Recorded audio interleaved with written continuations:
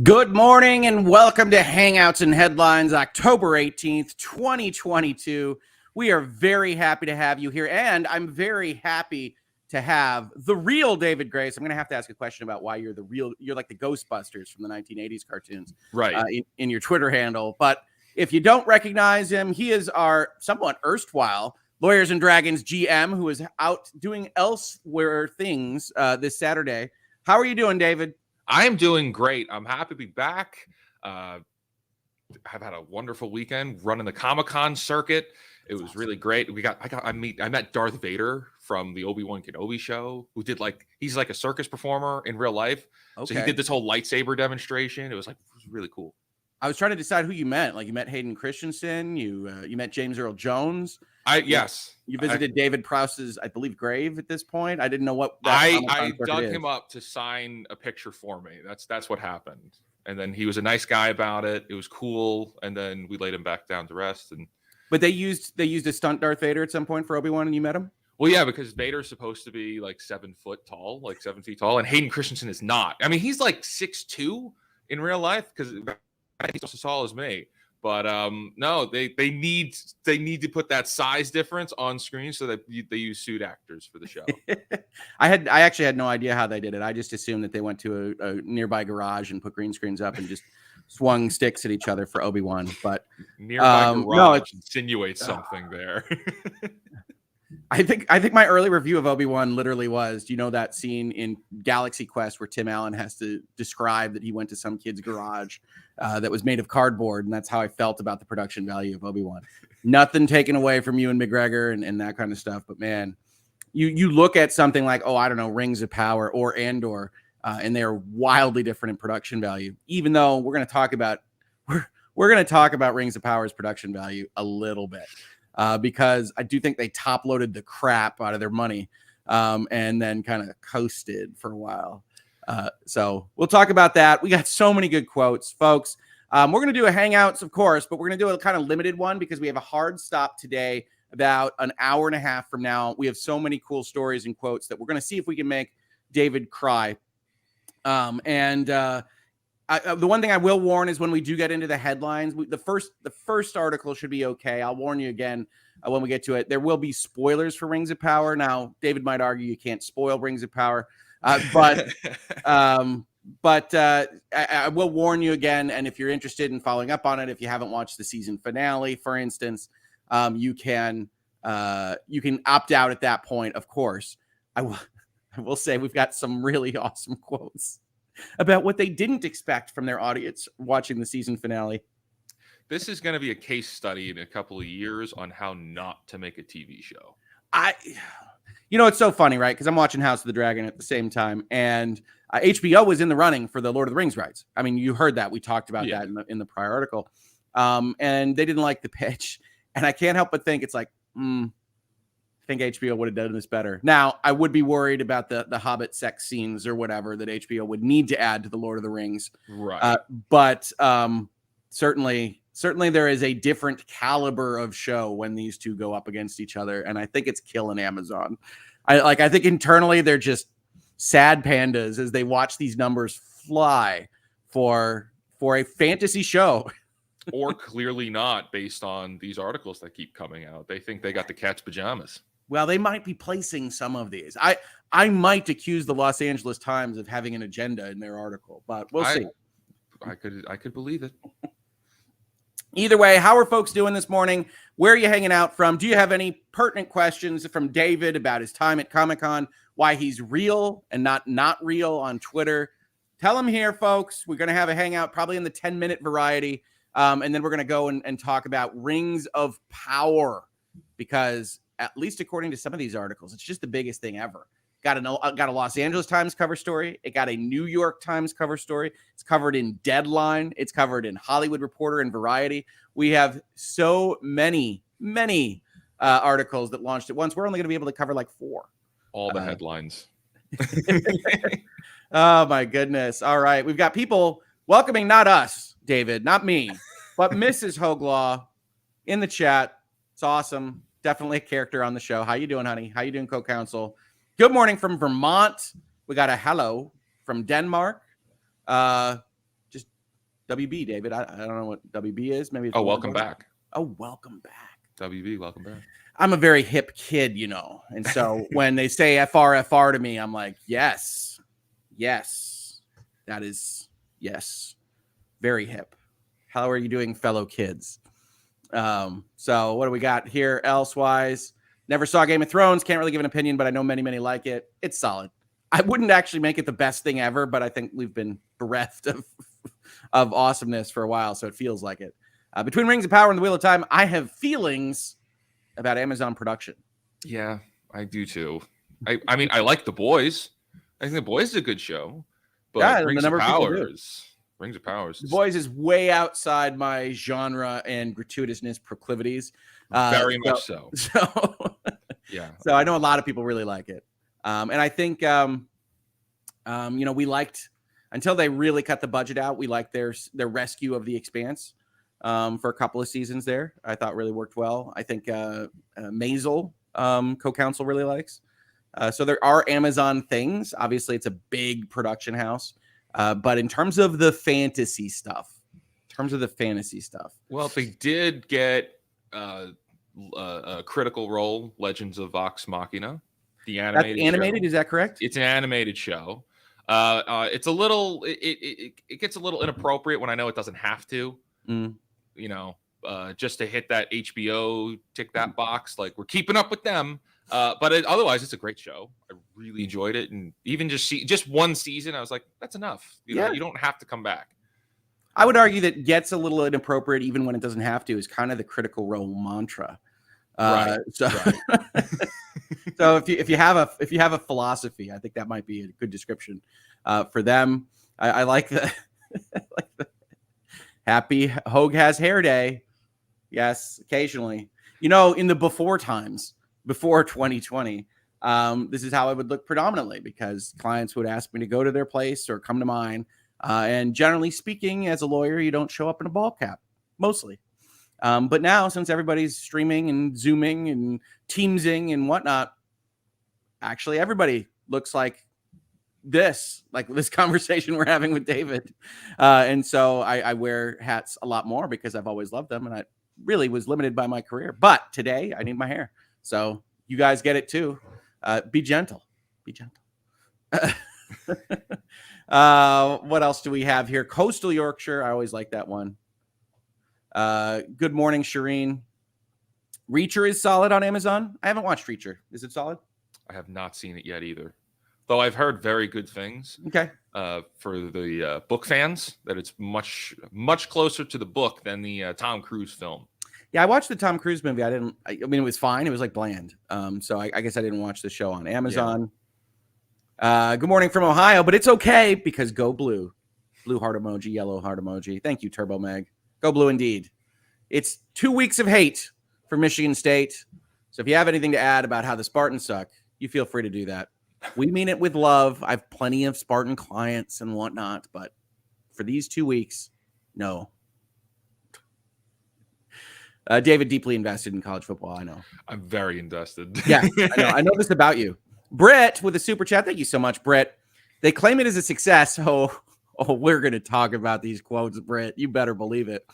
Well, show me all the data, not just the sampled by more than 25 million crap. They're using 100 million now. We'll get there. That led with the first weekend. I say the emperor has no clothes. I do not care what the nobility says. Ouch. Jeff Bezos, landed aristocrat. That is a fire comment.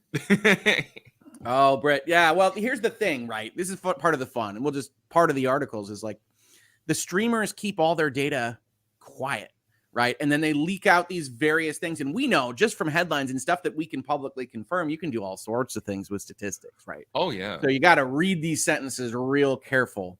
And one of the things the Los Angeles Times does, which I'm going to accuse them of when we get to it, is like they do not compare like for like as between HBO and Amazon. And they're trying to say that Rings of Power is holding on against House of the Dragon, but they do at least have a paragraph that's like, nah, bro.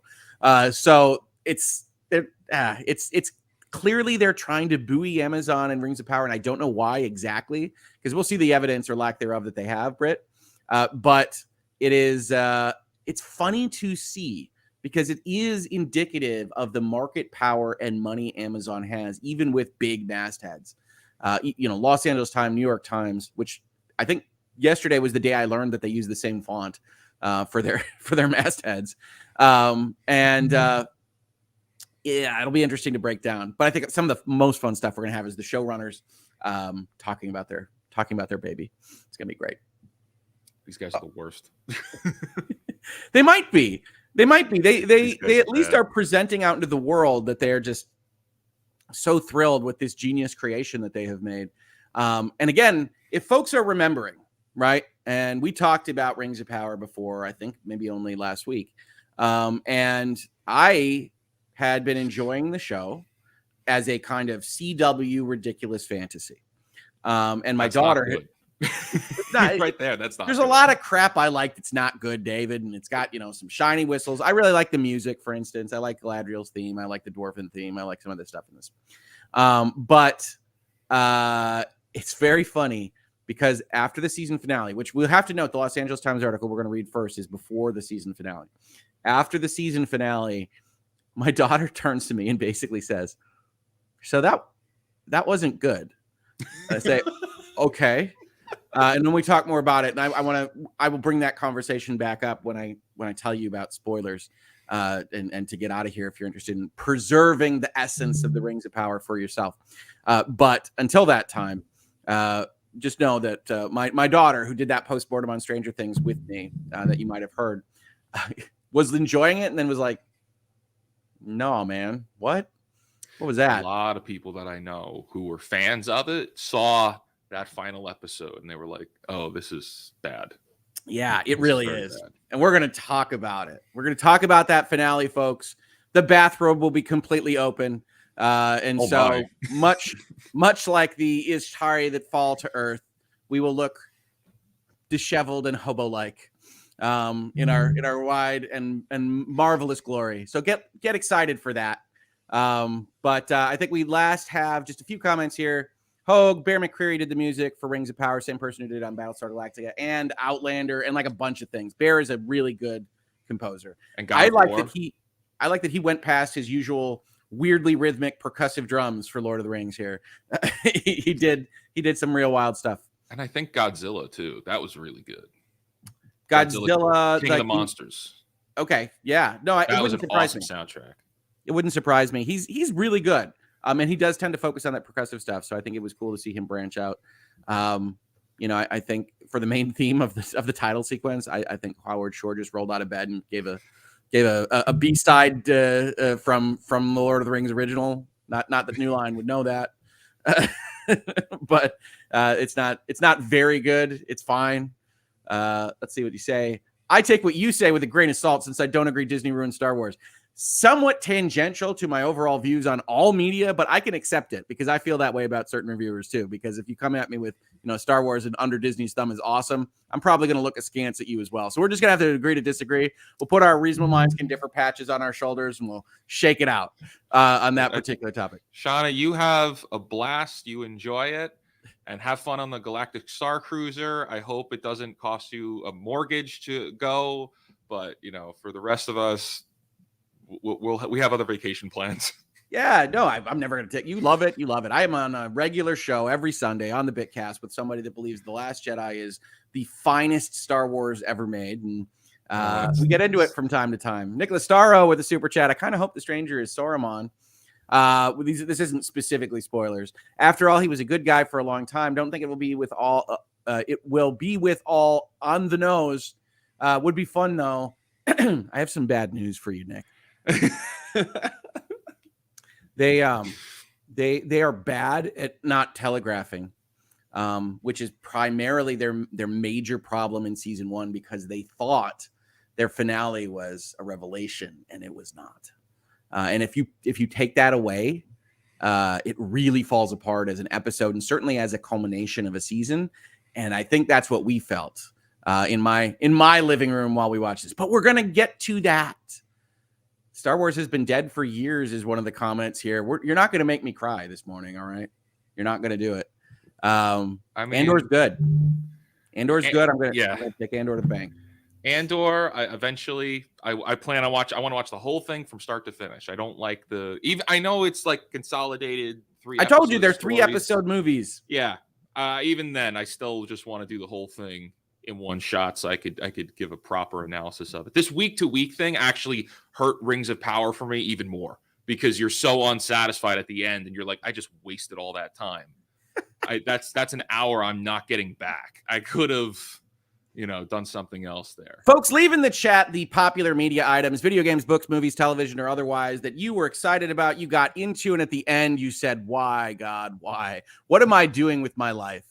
I would like to hear about things that really disappointed you in the pop culture media. Obviously, people disappoint. Your job can disappoint. Not interested in those. I'm interested in things that try to tell you stories. Then you go, oh my God, that was it?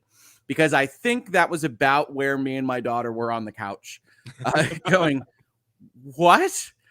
And we'll talk about that. We'll talk about that. Britt, people are allowed to like non-good things. Of course they are. I like plenty of non-good things, but I won't try to go out and evangelize their goodness. I confess I'm a sucker for Pitch Black and Chronicles of Riddick. First of all, Pitch Black is awesome. You loving Chronicles of Riddick is understandable. It has a great deal of reach, but it does exceed its grasp.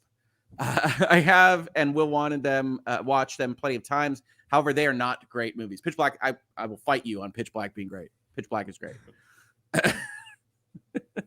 I really love Pitch Black, if you can't tell. I can tell. But Chronicles of Riddick is okay. And then Riddick is just Pitch Black again, if you're interested in that one. So you can check those out. This is great. The only good sci-fi now is Lawyers and Dragons. You see, you're just kissing our butts. But go. I accept it because it feels good. Although it's a fantasy. Well, really, anything that has the word dragon in it is a sure winner right now this fall, I think. So Pitch Black was good because Vin Diesel barely talked. I'm not going to disagree with this take. Not going to disagree. He is better in smaller doses. Absolutely. Game of Thrones, obviously. Yes. The easy pick for disappointed me. What have I done with my life? But I can't deny it because certainly at the end of season 8, I'm looking at it going, oh my goodness. Oh my goodness. I watched all of the first 7 episodes of Rings of Power in one go. It worked well for binging. I think I'd be disappointed if I watched 1 episode a week. Yeah. You want to talk about pacing problems. Rings of Power definitely had them. Merlin on BBC. That's a show I haven't thought of in a long time. How did Merlin end? Such a great show. I really liked Merlin, but how did it end? Horrendous final episode. Oh, is that right? Horrendous. I can't remember. I must have dropped off. Yeah, the entire series was fantastic, and it was really well done for very much was a low budget, or it seemed low budget, but the execution of it was great. And then the rumor is that they intended on coming back for a final season, but BBC ended it, so the ending we got was atrocious. Oh, one early. Okay. But there is an ending there. It's just terrible. It's terrible. It's okay. I don't know what the decision was. That was a bad move. Yeah. Yep. I think that can definitely happen. I remember you want some young Hoeg storytelling. I remember signing a petition to try to get a Farscape season 5. Because Farscape was one of my favorite sci-fi shows, and it ended on the main characters being obliterated. Well, I was hanging out with Gigi Edgley this weekend at the Comic-Con, and she says they're working on something new on Farscape. Possibly. God help us. What does a modern Farscape look like? I don't know. Oh my goodness gracious. Well, okay. I will tell you that Farscape was absolutely one of my favorites. If you guys haven't seen Farscape, it is some of the weirdest sci-fi that's ever been spent money on. You'll also get a great deal from, I know a lot of people call in for hangouts here, from the wonderful country of Australia. All of space is Australian in the world of Farscape, which adds a certain amount of exoticness, I believe. And it has some of the earliest really significant plot-changing serialization and storytelling to go along with the Babylon 5s of the world that TV had actually used and done things with. You've got time jumps, you've got character loss, you've got clones, you've got all sorts of stuff in Farscape. And I couldn't recommend it more, but it's super weird, y'all. It's very weird. Super weird. It's very. Pollyanna, after humiliating and awful experience with my ex teaching me D&D, oh no, I swore never again despite always being interested. Lawyers and Dragons inspired me to reach out to an old friend and try again, and it's been great. Happy to hear it. Bringing people to Dungeons and Dragons. Awesome stuff. That's great. Yeah, and I think people, if you are at all confused about what we've been doing in Trees of Eternity, folks have sent me messages to say they really like that Natalie, the lawyer chick, one, was having her first game with us on Saturday. Two, because of scheduling conflicts, we didn't have a chance to brief her at all. So she is learning live on that episode. And we're like explaining initiative and armor classes and all this stuff. And the comments and the messages I've gotten is like, that was great. I understand why you're rolling occasionally now. It's like, all right, cool. You know, but it also goes to show how far everybody else has come on the team to be able to explain it now. I was gonna say, David, I don't know if you got a chance to watch it, but I haven't seen it yet. I only popped in a couple of minutes. You're gonna die when Rob jumps in to explain concepts. It's like, we did it. We did. Rob's like, well, here's how initiative works. And like, this is why. Yeah, it's like, all right, okay, cool. Britt, Farscape should have been on HBO. It really needed the more freedom to explore its ideas. I'm concerned about what that creative team would have done with more freedom at that point in time. But yes, I hear you. I do hear you, because it was a poor fit for Bonnie Hammer and Sci-Fi Channel. And yes, I remember the executive's name that canceled it, because like I said, I was in the petition group to get it back. It's the only time I've ever engaged in a real populist kind of movement for a TV show. By God, did we get a movie out of it, and the movie was fabulous. And I will tell you this, it's 25 years later or whatever, I still have my hoodie. Maybe I'll wear it on stream. I still have my hoodie that says Farscape, the Peacekeeper Wars, being a part of that. So, Farscape. Rings of Power? No, this is now a Farscape episode. Screw all the rest of the articles. Let's talk about Ben Browder. Let's talk about stuff that makes us all happy. Babylon 5 was awesome. I've recently rewatched it. Well, now that's an interesting one. That's the reverse of what David was just describing with Merlin. Clearly, the Hangouts is going to go the full half hour, because this is just the level of control I have with my show. So Babylon 5 had the reverse, which is that they were supposed to be canceled. Everybody thought they would be canceled at the end of season 4. So they run the last 2 years of plot lines in season 4, which makes it ridiculously jam-packed and awesome. They get renewed for a last season, and season 5 is like, so we've got a space base, and stuff happens on it. And it's like, it's still cool. Like, it's still the same writer's room. You still got, for instance, Ron Moore from Battlestar Galactica doing some stuff. You still got other people in there doing some stuff, but like, it's not great. It's not the best. Babylon 5 is really 4 seasons long. Anyway, these are my thoughts, not yours. Yeah, that's how I always felt about Supernatural, when Supernatural was supposed to end. What year was Supernatural supposed to end at? Was it like 6 and 10 and 13? I think it was the end of season 5. Okay. Was where it was supposed to end, and then it got picked up, and it was like a really great ending originally. It's funny. These shows that are a little bit concerned about being canceled often have like 4 or even 5 great endings, and then for whatever reason, this is just the nature of the TV gods. The actual ending, when they actually run out of money and they actually have to stop things, is usually like the worst of the choices. And my thought process on this is there's a show I love. I've showed that I have the poster up in my office called Chuck. And Chuck thinks it's going to get canceled about 50 times.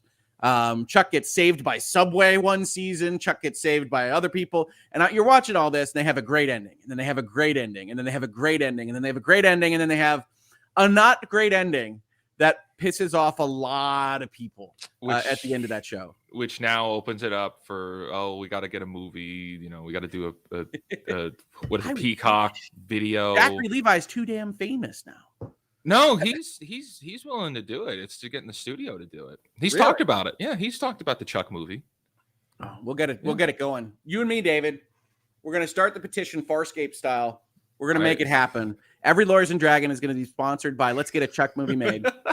ChuckMovieMade.com. ChuckMovieMade.com. Sponsored by Lawyers and Dragons. Yeah. He's a fun follow. It's taking us back to the buy more. That's right. Somehow Rings of Power has led us to discussing Babylon 5, Farscape, and Chuck, because we are definitely not nerds, David. No, definitely not. And to prove that, let's dive deep into the world of J.R.R. Tolkien. Shameless plug. Shameless transition. Woo! It's that, it's the freedom of not having a hat on. I'm just out there now. Right? Los Angeles Times with a very interesting and salient question. Amazon's The Rings of Power is a bona fide hit, says them. Why doesn't it feel like it? We might have a problem with our premise, folks. Let's see what Los Angeles Times does with it. David, just jump in with any thoughts you have at all as we go through at least a few bits of this. In the lead up to its premiere this summer, The Lord of the Rings of Power might have been best known for its extravagant price tag. The first season of the highly anticipated Prime Video series, which wraps up with its 8th episode Friday. So I think it's the Thursday before last week's episode. Cost a whopping $700 million to produce, including to buy the TV rights, making The Rings of Power the most expensive television show ever. Have you noticed that this number keeps trickling down in every report? Have you noticed that, like, it was called $1 billion show, and then it was right. I think it was an $800 million show, and now it's a $700 million show. I have noticed this because I follow these articles and I find that someone somewhere is clearly lying. It's like, well, I mean, you can have fun with Hollywood math, right? It's like, well, technically we spent $800 million, but $200 million of it was for sets we're going to use next year. So we don't have to count it against this season or whatever. I mean, like, this is the kind of stuff that you can do if you're not being asked pertinent questions. Besides the appeal of seeing a new on-screen take on J.R.R. Tolkien's fantastic Middle-earth, this eye-popping sum is what stoked the curiosity of at least some viewers. And here we will see the caliber of the interviewee that Los Angeles Times is going to use in this article. I heard through the grapevine that Amazon had invested a lot of money in production, said Art Bellario, a 39-year-old Los Angeles resident who first encountered Tolkien's The Hobbit as required reading in 5th grade. So seeing how these resources have been put towards a series was really kind of the draw. Hi, Art. Okay. Hey, yes. Art. You're in the Los Angeles Times for this take. I was really interested in how Jeff spent $1 billion. So were we all. A fan of Peter Jackson's Lord of the Rings film trilogy, he thinks Amazon's investment has paid off. I'm sure based on the bottom line. I'm finding it quite enjoyable, said Bellario. Visually, it's great. All the money in production shows more so than any other series that I've seen. It looks expensive. Certainly the first 2 episodes. That The Rings of Power is, as Times TV critic Robert Lloyd described in his review, visibly expensive is perhaps the one thing viewers can agree on. Woo!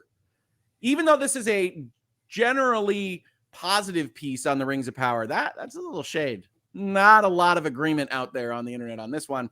Otherwise, it's no surprise that a long gestating TV show based on the mythology behind a beloved fantasy series has garnered mixed reviews from audiences. In the main, critics have been more positive, according to the review aggregation site Rotten Tomatoes and Metacritic. Sometimes I'm down on myself in this space, Dave, and I say, I'm not a real journalist. I'm just looking at things like the Rotten Tomatoes and calling other articles as sources and things like that. But other times I think, honestly, that appears to be what the main headlines are doing. It's just the spin. Well, it's funny. Spin. We went to Rotten Tomatoes last week. We looked at this and I said, it doesn't even indicate where that number is coming from. And we can't tell what episodes they saw. We're not getting everyday episode reviews for every episode of Rings of Power or any other show, really. So it's like, okay, yes, they like the super expensive episodes. Amazon knew what it was doing there, right? Because you want to be really callous. Amazon puts all this money in the top 2 episodes, has all this magic and CGI and stuff, and it looks really cool. And that's what they send out to reviewers. That's what they put in theaters. People review these things. And then that's what's important. That's the number that's set next to a giant cartoon tomato to set your, how you should think about this series. And who cares what the next 6 episodes do, right? Amazon, for its part, getting back to what the chat was talking about, has been touting the Rings of Power successes. The studio announced that the Rings of Power broke Prime Video viewership records when more than 25 million people watched on the first day the series was available. More recently, Amazon Studios head Jennifer Salke told Variety that they are cresting towards 100 million customers having watched. ? And she anticipated viewership to grow with the show's final episodes. It might grow into the end, but let's see who comes back for 2. But yeah, so this is the quote. Los Angeles Times actually quotes this: cresting towards 100 million customers having watched. You want to tell me what that stat actually is, David? I can't tell. Not good. Well, I mean, it's not positive. This isn't. I don't Here's the big believe problem. anything they're saying at this point. You just think they're straight up lying? I think they're just straight up lying. As a lawyer, my premise is always that whatever they're saying is the truth. It's just that you can't see it from the right angle, generally speaking, in the media. So I look at 100 million customers having watched. I say, well, okay, how many minutes are there? You got giant ads on your screen. How many accidentally click on it? Does that count? But also, how much overlap is there, right? Because look, we've had a successful YouTube channel. We have 8,500,000 views or something like that, which is sweet. But I would never deign to tell you that I've had 8 million viewers, right? Because a lot of you regulars, you pop in here, you give me those views, you come in here, you chat with Hangouts and things like that. I'm wondering if this isn't just the aggregate total of views they are seeing across all episodes, which is not unique, right? Yeah, it makes it sound like it's unique people. It does. This quote it's designed to make you think 100 million people have popped their heads in. I'm not positive on that. And that's the kind of thing you can do when you control your statistics entirely. Is I could tell you, we've had 8 million viewers. 8 million viewers on the Hoeg Law YouTube channel. 8 million. Pretty cool. Yeah. It is pretty cool. Channel's pretty cool, but it's not 8 million of you. Yeah. The numbers are impressive, says the Los Angeles Times. And Amazon is delighted, according to sources familiar with the data, who linked some of the strong viewership boon to Prime Video hosting Thursday Night Football in the same window. I want to know the quote you got that resulted in them talking about Thursday Night Football at the time you asked them about the ratings of Rings of Power. I want to see exactly what they said there, because I think they might have snowed you a little, Los Angeles Times. But looking at this, again, remember last week when we talked about I think it was the Hollywood Reporter article, what we were hearing from internal sources on that side of the journalistic outlets was that Amazon was very upset about these things, which Amazon denied, that Amazon was upset about the House of the Dragon specifically.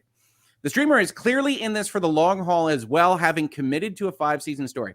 I have seen this reported everywhere. I'm not sure that no company would commit to hundreds of millions of dollars for 5 seasons if it's not working out. I can't imagine Amazon is just blindly committed to doing this for 5 years. Do you know anything more about this, David? I hope it ends this year. That it's not going to do, because as we already talked about, they're already filming season 2. Yeah, season 2 is already happening. But hey, there could be some kind of divine intervention here, and they realize, hey, we need to redo a lot of this stuff. This is horrible. They could axe the showrunners. That is a possibility. They could axe the showrunners. I mean, look, if D&D, from Game of Thrones, I almost called them Dumb and Dumber, but I want to be clear, could get fired from Lucasfilm after Game of Thrones. Mm-hmm. This is worse than Game of Thrones season 8. This is bad. Ooh, now that's a poll. All right, hang on. This is bad. You know what? Because at least it all built to something. It wasn't satisfying, but they did get to an ending. This doesn't. Okay. This takes 8 hours to do what they could have done in 35 minutes. This is why I wanted to have you on for this. It's good stuff. Good stuff. Okay. For comparison, says Los Angeles Times, who, having done its duty to try to buoy the Rings of Power, brings in the elephant in the room. This is. I have to admit, this is very unfortunate for Amazon, right? If Rings of Power releases in its own 3-month window, you get these numbers. It's like, yeah, those are. I mean, the numbers they're talking about are probably like big Netflix win kind of numbers. They accidentally launched directly against like the most popular kind of sci-fi fantasy thing that has been out in years. Right.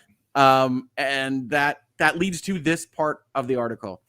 House of the Dragon premiered to an audience of 10 million people on its first day, expanding to 20 million with delayed multi-platform viewership. Okay, so here's where I have to call the Los Angeles Times out a little bit. So they're using this 25 million people watched on the first day the series was available they wait a paragraph, and then they give you this 10 million number on HBO with an expansion. This number back here is the equivalent to Amazon's, right? Amazon doesn't have a television channel. So this number is HBO. And then expanding to 20 million with delayed multi-platform viewership. Literally everyone that watches it on HBO Max is delayed multi-platform viewership, even if it's a couple of minutes late, right? Because it's not a live stream of HBO through that service. So they're trying to make this seem closer than it is. And they'll give up the ghost in another paragraph, spoiler alert. But I hate this. And this is what you've also seen from various folks that are fighting over these ratings online, which is that a lot of what we get, first of all, they're fake ratings. They're people trying to figure out things with analytic pings and whatnot. But that they separate out House of the Dragon entirely from a streaming show because it has a linear analog. And HBO is like such a small portion of the House of the Dragon viewership. It seems very disingenuous to me. But people are streaming that. Yes, you're streaming that. You're watching on HBO Max, generally speaking. According to Nielsen's streaming rankings, which in terms of industry stuff are not thought of to be the strongest. Nielsen ratings are the traditional metric for linear television. These are, when you go and look at the stories, this is what you would have a Nielsen family that did the notebook that they kept on top of the TV. It was what ad spend was based on forever and ever. They've tried to get in the digital space to some in effect. The Rings of Power topped House of the Dragon in total minutes streamed for both the week of August 29th, September 4th, where the Prime Video series debuted at number 1, and September 5th to 11th. Now, a couple things you might note here. I did not get this Los Angeles Times article from a month and a half ago. I got it from Thursday. And so this is all Amazon has shared. And one thing that you can usually take from marketing of these things is that if they had better news to share, they would share it. Oh, yeah. This is, it launches strong. It uses all its money. It gets all those reviews. And then we spend 4 weeks with the dummies in Numenor. And that's not, I can't imagine, the strongest part of their ratings on this. As the Los Angeles Times points out, these numbers paint an incomplete picture. There's generally no way to verify a streamer's viewership numbers. And Nielsen streaming ranking counts minutes streamed on US TVs, meaning viewership on other devices, linear TV, phones, laptops, and the global audience not included. Yeah, really useful. Very useful metric.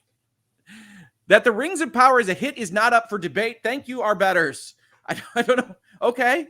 All right. Don't you dare debate it. I feel like everything's up for debate, Los Angeles Times. I agree. But how big of a hit and what even makes a hit in such a crowded entertainment landscape is harder to pinpoint. Wait, hold on. That's a walk back, my fair journalistic friend. You can't debate it's a hit, but what is a hit really is not the rhetorical sequence you think it is. It's a hit, but we don't know what a hit is. What is a hit? Well, what is, let us discuss here at our Algonquin Roundtable. What is a hit? In particular, the always elusive water cooler hit that drives in-person and online conversation has become increasingly hard to predict, much less cultivate, as the number of TV series and platforms has proliferated and the entertainment audience has fragmented into smaller and smaller pieces. Network procedurals and sitcoms, for instance, regularly draw large audiences in absolute terms than cable series like Succession that drive intense Twitter chatter and media attention.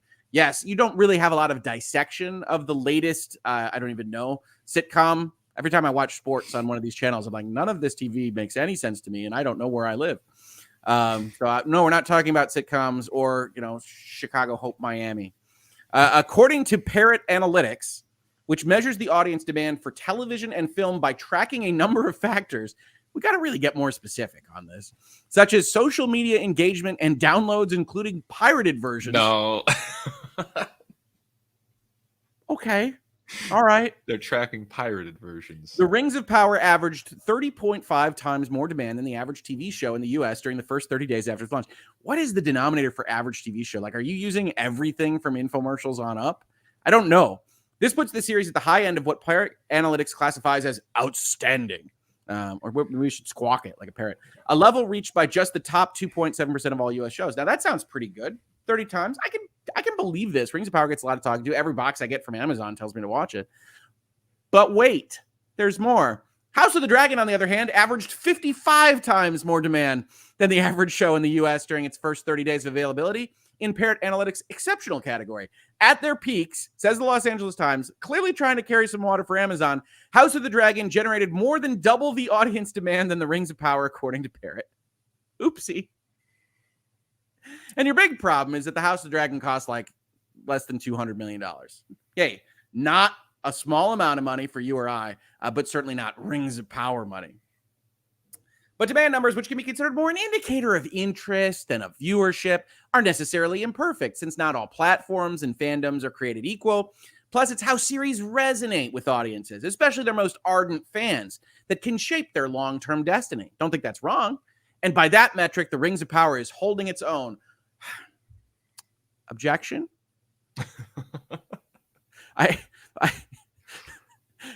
It's funny, right? Because we're reading this article. It's entertainment. It doesn't matter. Los Angeles Times is doing whatever it wants. But they're just these kind of raw assertions. You can't fight that it's a hit. By that metric, the Rings of Power is holding its own. That's not a metric. It's kind of a philosophical stance. This article is a nothing burger of pandering to Amazon. It is, right? That's why I brought it up first to you. This article is not for us, the viewer or the consumer. This is to keep Amazon happy so that they have their access. I think so too. So they write a just positive article enough to keep Amazon happy. Yeah. Why aren't more people talking about it? With the implied you should be. Though vocal racist detractors of the Rings of Power casting of people of color has garnered the most attention and possibly harmed the show's online ratings through coordinated user reviews. So they grant Amazon's conceit here, right? This is the Los Angeles Times playing games. They grant Amazon's conceit here. Others have raised legitimate criticisms of elements such as its pacing, its perceived adherence to Tolkien's lore. That perceived is doing some work. Perceived, yeah. And by thread. Perceived. All right, Los Angeles Times, you go find us where we can learn about the magic rocks from Tolkien. Help us out. And how its numerous storylines are not all equally compelling. This is definitely fair. All healthy matters to debate within a fandom. So even the Los Angeles Times saying, okay, let's not forget that it's a racist thing. It says, other people are actually talking about this show and saying things like, well, the pacing might not be grand, and we don't know what's happening whenever Theo is on screen looking emo and longingly at a piece of metal. That doesn't make a ton of sense. That kind of stuff. The Los Angeles Times does grant that we're allowed to talk about these things, David. So it's very, very nice of them to say. Among those who have been enjoying the pace of the show is Nick Grief. Notice that you won't have detractors on this from the randoms that they find on the streets of Los Angeles outside their headquarters. I get to engage with the world and engage with the characters, and I don't feel like I'm being inexorably pushed towards some culmination of events. This is one of those where I'd really like to know how they feel after the finale, because one of the main problems that I have with all sorts of things in this season is it's like so slow and meandering, and then like every possible thing you could think would happens in like a half hour of the finale. Even though it's definitely going to happen, it doesn't feel like I'm being rushed towards it. I think that can be a challenge sometimes with some of these shows. Okay.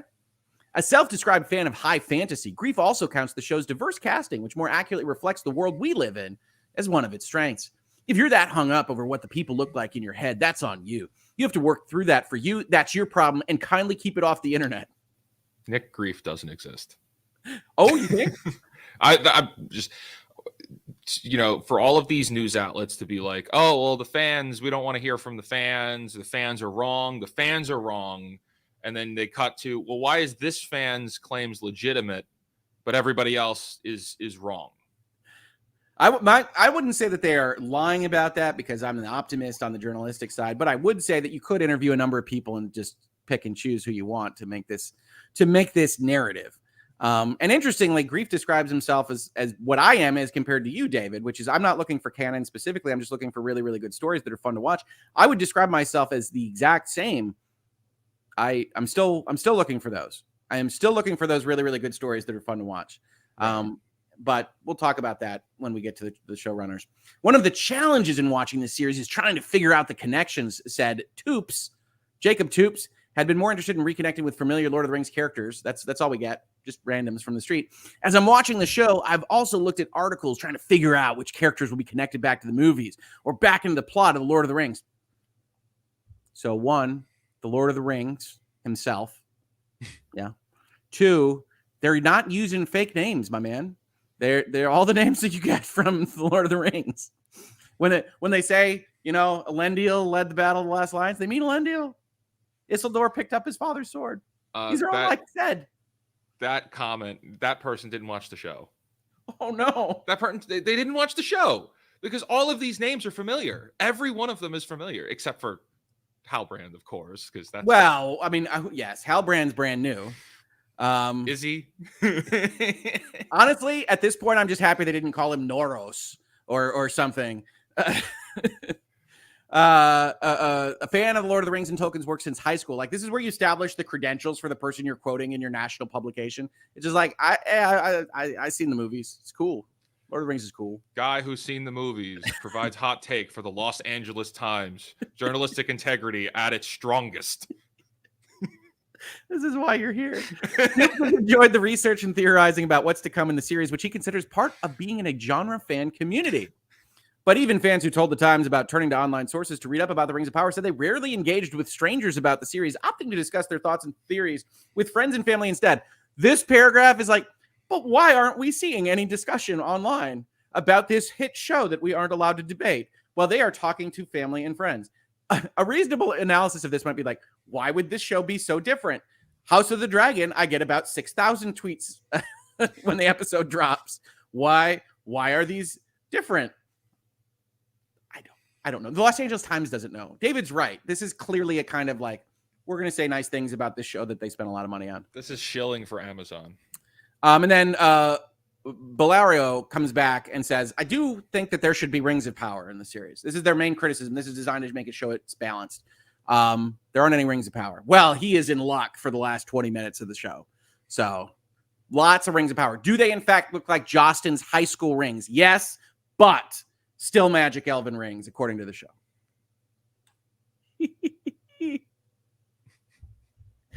All right. So, David, thoughts on that Los Angeles Times story? Why aren't people talking about it? Do you feel like that question was answered? Why aren't people talking about it? But also, don't talk about it. Don't debate it. But also, why aren't they debating it? But you can't debate it. Nope, it's not debatable. It's a hit. You can't debate it. It's a hit, and you will like it. And if you don't like it, you're evil. And it. Well, they slant into that a lot. But I mean, they at least grant. Well, to me, the Los Angeles Times is also signaling that we're moving past the. If you have a problem with this show, you must be a bad thinker. The Los Angeles Times at least grants that second half of the sentence, and I expect that will all shift as we get further from this. And remember, in that article we read last week, they said that they thought it would be a matter of years to film season 2. Good luck with that. That means they don't know what they're doing. Well, we don't have to object to lack of evidence on that, do we, David? All right. Let's keep going. We're going to plow through. I want to hit these super chats first, but we are on limited time. Pollyanna, much happier to think of all those fantastic shows like Babylon 5 and Farscape and Battlestar Galactica and even Outlander. I agree, Pollyanna. I agree. Britt Cormier, dead giveaway. Someone is trying to BS you with stats. They come up with a stat that no one has ever used in the history of the world to prove their point. He has the most points scored with his left hand on Tuesdays. Yes. Yes. That's the old called in from the ESPN van.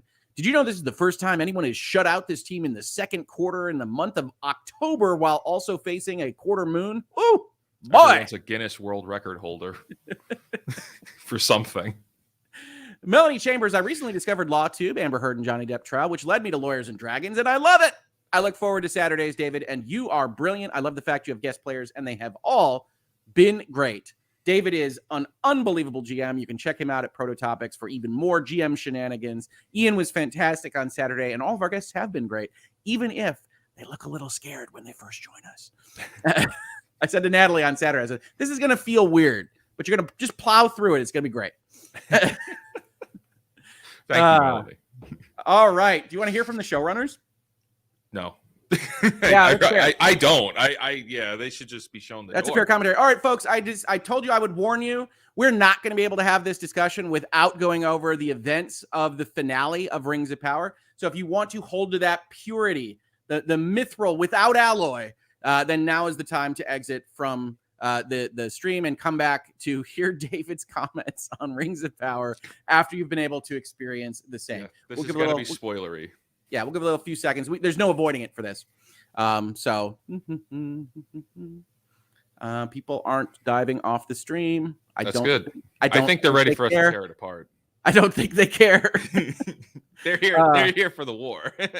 By the way, Game of Thrones season 7 and 8 and Rings of Power deadlocked here. 200 votes in, 52%, 48%. Get in your votes. Get in your thoughts. This could go either way, which says something because Game of Thrones season 7 and 8 are bad.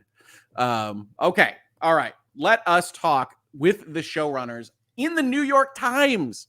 New York Times. Patrick McKay and J.D. Payne have had to thread a difficult needle, satisfying Tolkien diehards and average viewers, what we call normies. The finale gave everyone plenty to mull. Did it? Let's discuss. This interview includes spoilers.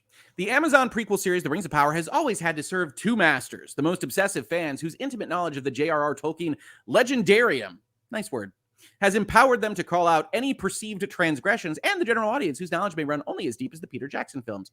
Geeks alone won't pay off the first season's reported $715 million invoice. Could any of these numbers ever line up? Really? Winning over those average viewers wasn't easy, though. Wasn't. I like this. This implies that it was accomplished. Said Patrick McKay, one of the series 2 showrunners, in a group phone call on Wednesdays. It seems such a heavy lift to go, no, you'll understand. You don't have to speak Elvish. Oh, my God. David is going to collapse on screen, folks. Please keep your eyes on the bottom box. Oh, no. This week's season finale neatly underscored the challenge when Halbrand, one of the apparent central heroes of the series thus far, I'd be really interested in knowing what they thought was heroic, was revealed to be the supervillain Sauron. David, did you know this would happen? I couldn't see it coming. The rug has been pulled from beneath me. Wait, am I confusing it? Because I thought Halbrand's like first or second line is looks can be deceiving. Oh, no? The only other male actor in the show that doesn't have a name from canon was Sauron the whole time. Oh, JJ, you got me again. I like to call him sexy Sauron because they literally have him like doing, speaking of Zachary Levi and Chuck, right? What is it in the Tangled? You do the smolder. They got him like smoldering the crap out of all of his scenes. Oh yeah. Galadriel, be my queen, baby. The worst part is like, I really like the actor. I like him too. I really liked the guy. And I thought it was a really good balance to Galadriel, but then when it's like, I am sorry, like, get out of here. Get out of here, bro. What are you doing? Guys, if you haven't seen this, literally the way they arrive at this reveal, I was actually thinking about this for a number of weeks because it was obvious he was Sauron, and we could talk about why, because we've been dancing around it in the previous times we talked about this. But they literally have him look directly into camera with his face 2/3 of the screen and yell, Sauron lives. And I couldn't stop laughing. And I think, you don't say. And we can talk about this. Okay, so we're going to get into it a little bit just outside of the article here for a second, because here is the main problem that I see with the entire series is they built around this being a surprise. They built around two surprises. They built around the character that comes from the sky and lands next to the Harfoot Hobbit people as Gandalf, and they built to him being Sauron. And yes, I know we got a chat earlier about, hey, maybe he's a blue wizard, maybe he's Saruman. No, he is specifically talking about you follow your nose. He's making things into moths. He's doing all of these things that are not subtle to what we saw in Peter Jackson's Lord of the Rings. And so one of the really big problems is they try to hide this. And in my opinion, one of the things that happens through the rest of their series is that causes other characters to do really stupid things, right? Like, I don't think they intended to write Galadriel as just as ridiculously stupid as they did, but they wanted to hide any notion of Halbrand is Sauron. And they wanted to make you think primarily that Gandalf is Sauron.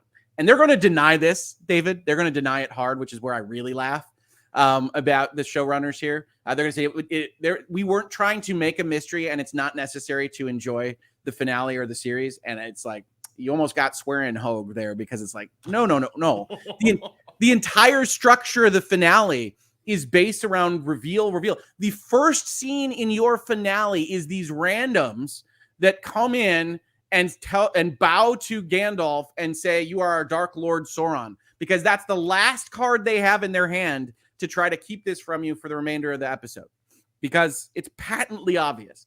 And I will tell you, I thought it was obvious from when you first meet him, but then you have him in episode 3 looking longingly at forges, which, is obviously that's just Sauron's characteristic, right? He makes a ring at some point, so he just loves a forge. So he look at that fire making metal things. Yeah. In the very next episode, he's in prison, Halbrand is, and he tells to Galadriel, you must learn their fear.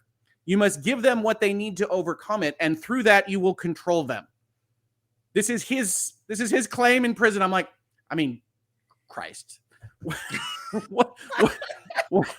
what are we doing? How is this subtle?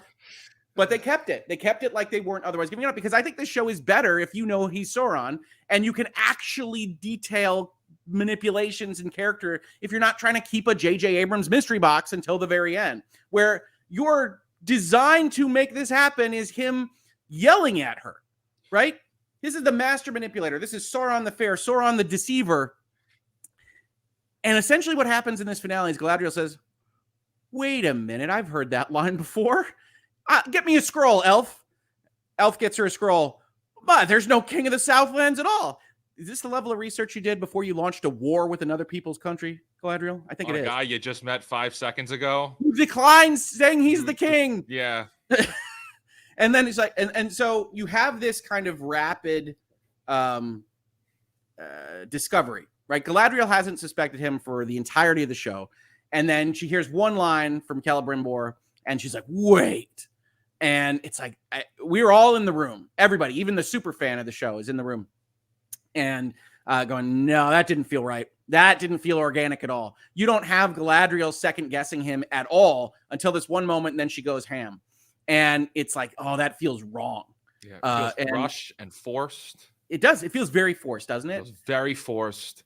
I think the real thing that they should have done was the audience should have known who Sauron was as soon as he showed up. I think that would be cool. It should be mystery boxing for the actors or the characters. They should be trying to figure it out. Be in on it. We call that dramatic irony, right? Yeah. Because as a reader, when you're reading the books, you know who Sauron is and you know what Sauron's doing. So we should also be able to watch that unfold, because Sauron is the great deceiver. That's the cool part. That's Palpatine. He didn't deceive anything here. He was like, he didn't deceive the fans. Galadriel figured it out after he slipped up. Ooh, he messed up. Yeah. You don't call Senator Palpatine Senator Halbrand to be like, "Oh, it was actually the Emperor all along." Yeah. Okay. Yeah, we know. It would have been much better to watch Sauron do evil for this, for doing his evil instead of this. Yes, we're going to get to this, Lucentail. To be fair, the audience apparently did know who Sauron was. Yes, Facts. It's because they're poor at their craft. Yeah. Had they intended that, I think you can structure the whole thing better. They did not intend this. They're going to deny it because they know damn well they did not pull this off.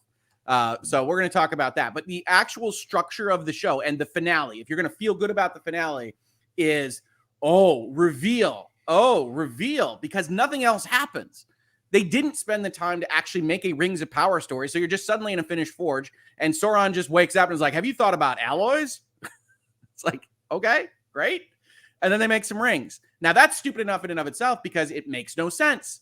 Them calling Gandalf Sauron makes no sense. Gandalf believing that he's Sauron makes no sense. Gandalf turning to good makes no sense for even Nori's plotline, because you didn't establish this connection that you could have done with decent writers making an arc. Then you get to Galadriel. Her request makes no sense. Her finding out makes no sense. Her reaction makes no sense. And then not telling anyone makes no sense. Yeah, he had that idea for the rings. Let's keep going with that. Okay. Every little bit of it feels either anticlimactic or flat out wrong. And that is coming from someone that is not in the shoes, regardless of what the New York Times would tell you, of someone that needed this to match up with J.R.R. Tolkien. I needed something to be internally consistent and to feel good as a story. And then I don't care as much about it connecting directly with that. I don't love it. I would prefer that they had done the homework and gotten things right. But if you tell me an internally consistent story, I can look at it like, a Marvel comic book that pretends Captain America is in, a film noir. whatever. Like, you can do that. You can separate these things out in your head, but this isn't internally consistent. And that's what gets me. David, I know, feels strongly about it not being Lord of the Rings at all. And I can't say he's wrong. Yeah, this is bad. I'm very concerned about season 2, though. I think season 2, they're going to go too far to another side now and just make things horrible.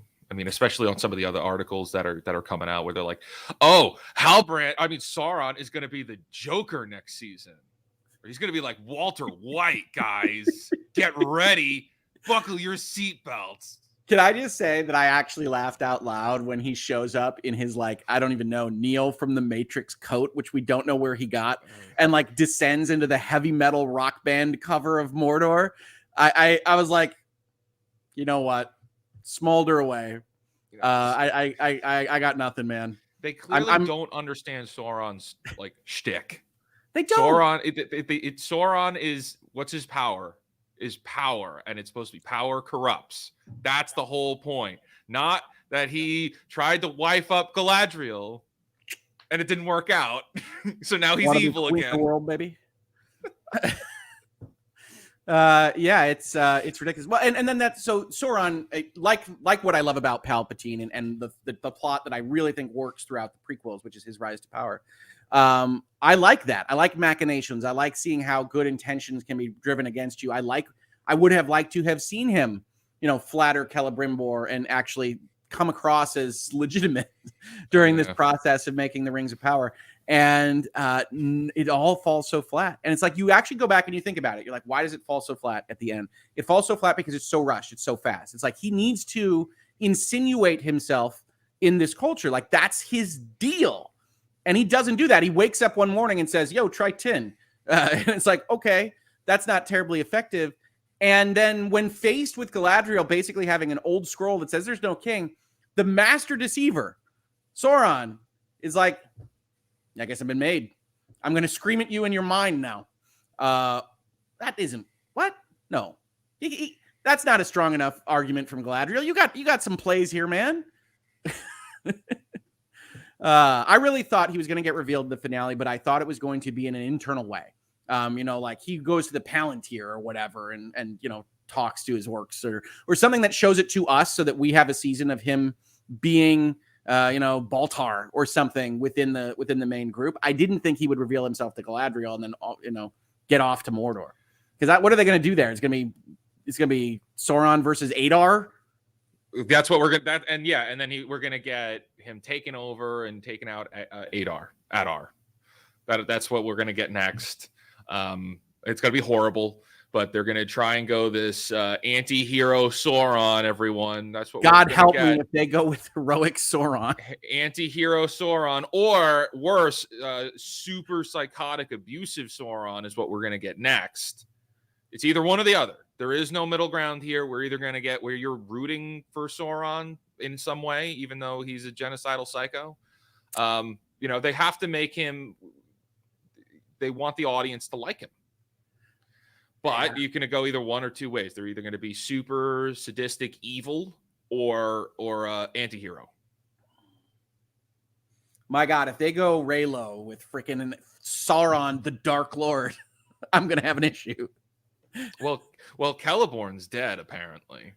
Her husband, who's alive and in the show. Not in the show, but in all the movies.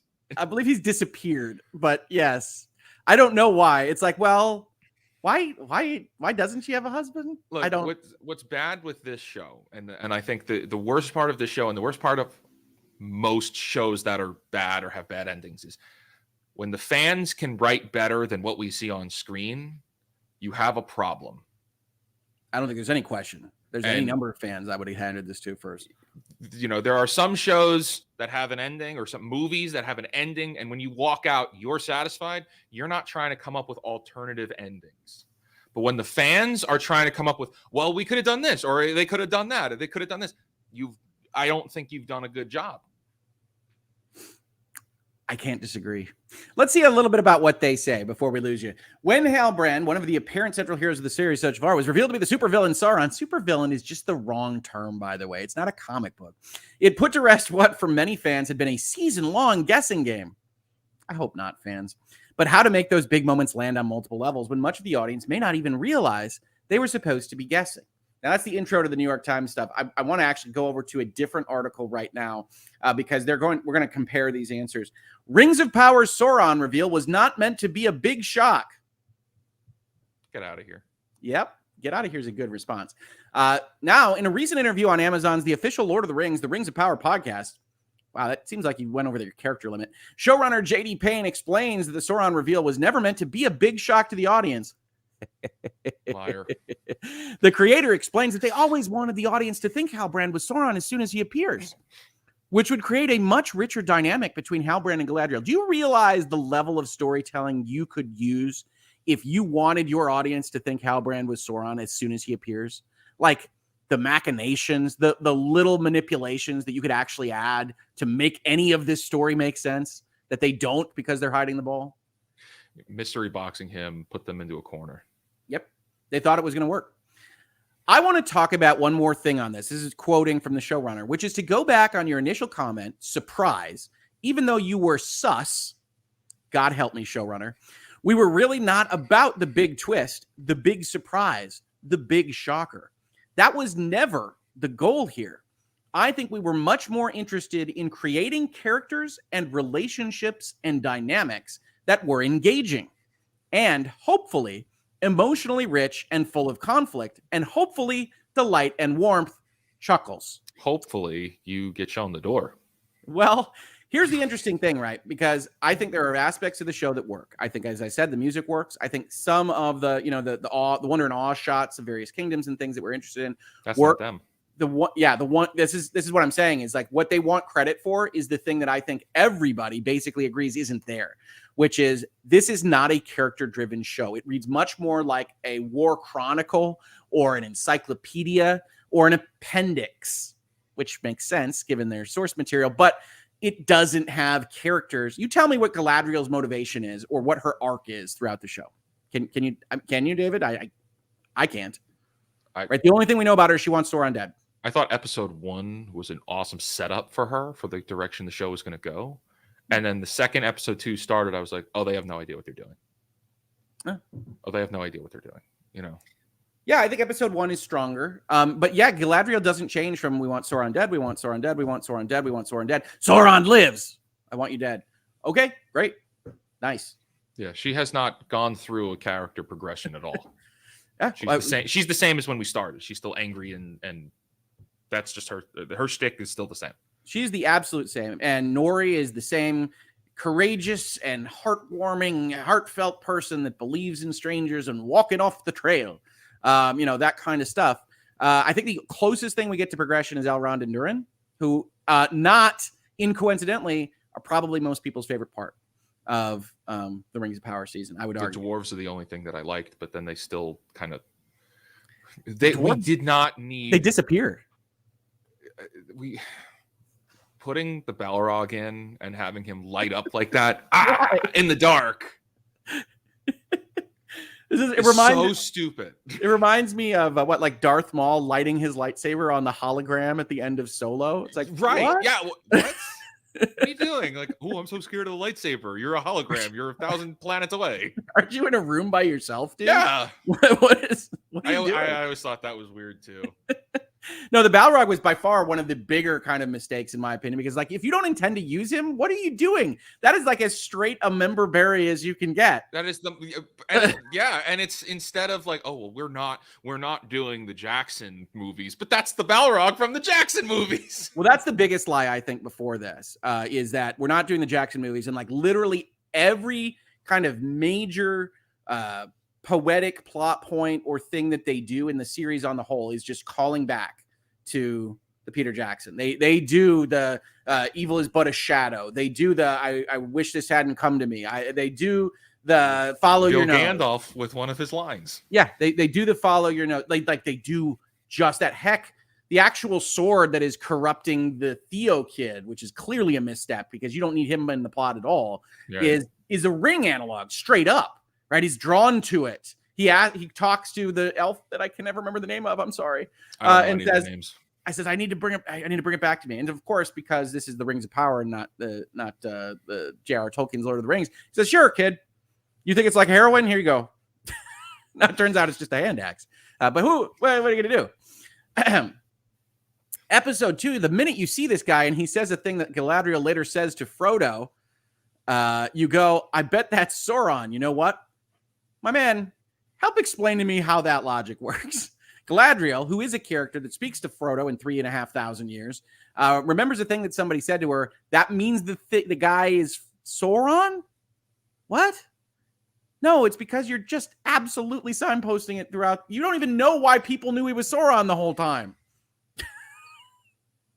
You're going to have, hopefully, as great and valid a viewing experience as someone who has no idea until it suddenly happens. No, I think you cost us that experience. If you suspect him all the way, that is a totally great way to watch the show, in my opinion, where you're engaging with a whole layer that maybe somebody else doesn't engage with. So they have officially changed their stance from when they wrote it. I don't call people liars. But it's like the entire structure is built around reveals in the finale.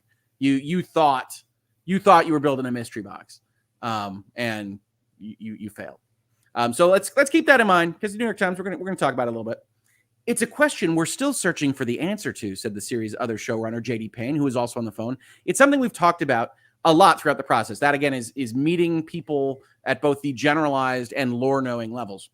The solution has been to attempt to tell a story that allows both levels of fandom to meet in the middle with clear emotional dynamics for everyone, and extra lore, different lore, new facts for the hungry book readers.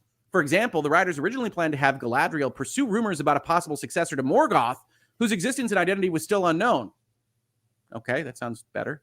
But then McKay and Payne realized they could make Galadriel's mission much more specific and more emotional. They worked backwards to develop her personal stakes, tying Sauron to the death of her brother Finrod in one scene in the first episode. Even if you know nothing about Tolkien's Legendarium, you can tell, okay, this guy Sauron is bad news. Oh my God. He killed her brother, man. Bad news. If you do know, you'll be like, oh, Finrod was killed by werewolves that were controlled by Sauron. What? Well, Finrod was actually killed by werewolves, right? And like wherever in the Legendarium. Well, we wouldn't know that from the show. We wouldn't. Taking a break from production for season 2 outside London. Remember, they have pulled up stakes and are no longer in New Zealand, and it's going to be studio only, which is always a sign of faith and delight from your parent producing company. And Payne discussed several revelations from the finale, including the big news about Sauron. These are edited excerpts from the conversation. Ooh, would love that full transcript. As you know, there are multiple Saurons. Sauron who seeks redemption, Sauron the Deceiver, Anatar the Lord of Gifts. These are the same New York Times. Good try, though. Which Sauron is this? Those are all ideas we talked about. The idea he went through a period where he wanted redemption. The idea that he is a deceiver in disguise and an opportunist. Sauron might say to Galadriel, look, I was ready to walk away. You pulled me into this. But if you look at the chain of events, he's been greasing the wheels. He's been encouraging her. He's both. He's redemption. No, actually, he never was. He was manipulating the whole time. He can't even decide what he is in this paragraph. You could make a really good case that he was at a low point on that raft. By the way, David, I had to admit, I thought I was going to get an answer for, hey, by the way, the one question I have had niggling in my mind is this dude's clearly Sauron. Why is he in the middle of the ocean on a raft? Nope. If you thought you were getting those answers from the Rings of Power, you are sadly mistaken. They might save it for the end of season 5 for all I know. But Sauron was, in fact, on a raft. And then the magic golden ticket showed up. So this is a luck-based thing. Sauron's master plan is, hey, that's a Queen of the Elves. We'll go with that. They're going to do it where it's like, maybe he was, that's how they're going to bleed into him doing an anti-hero thing. Like, oh, after Morgoth fell, Sauron tried to go good, and then Galadriel made him go bad, and then she rejected him, and he was a sad boy, so now everyone has to suffer. Sauron's an incel. Yes, they turned him into an incel. They did. Galadriel, here he is. He's nice and sweet. Be my queen. Be my queen. What's his argument? No. It's like it's only together you can hold me to the light or whatever. Oh, it's like God. It's like that's a hell of a proposal. Okay. Jeez. Raylo. But he was playing hard to get. How many times does he say, when are you going to get that army? There's a really good case to make where he was manipulating and deceiving her every step of the way. No, a really good writer could have absolutely written that. To what extent is he an improviser, an opportunist, a master planner? The missing piece of this guy you've gotten to know is Halbrand, who has all of these qualities about him, is that he has another name, and it is Sauron. Surprise. And now everything you've learned about him means something a little different. Not if you're in front of it, which you say we should have been. Okay. JD Payne enters now. A way we commonly talked about Sauron is that he's a power addict. There's a couple of ways we toy with his desire to go on the wagon, so to speak, to renounce power and seek healing. You can view his actions the way you view an addict's actions, because every step they take, they wonder, am I getting closer or further away from a fix? They can always rationalize it. Oh, I have control over this. I'm fine. I can go to that grocery store, and the liquor is on aisle 20. There's always the addict in Sauron pushing him towards getting into places of power. They are going to make him an anti-hero. Dear God.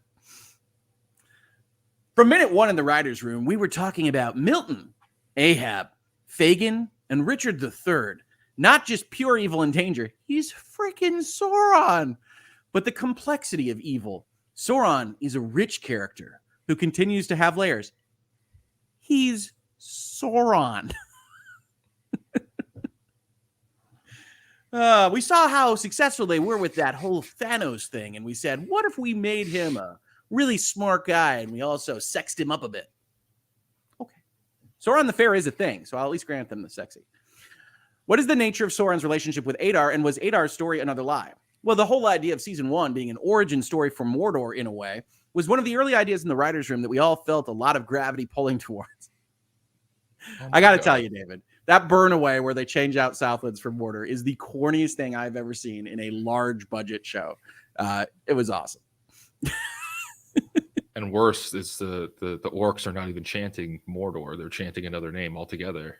They don't. Mordor isn't the name. Mordor isn't even the name. So fake news. Well, it's like, what should we call it? Looks off into the middle distance. Editor changes name to Mordor. Okay, all right. It would have been cool. It would have. I would have.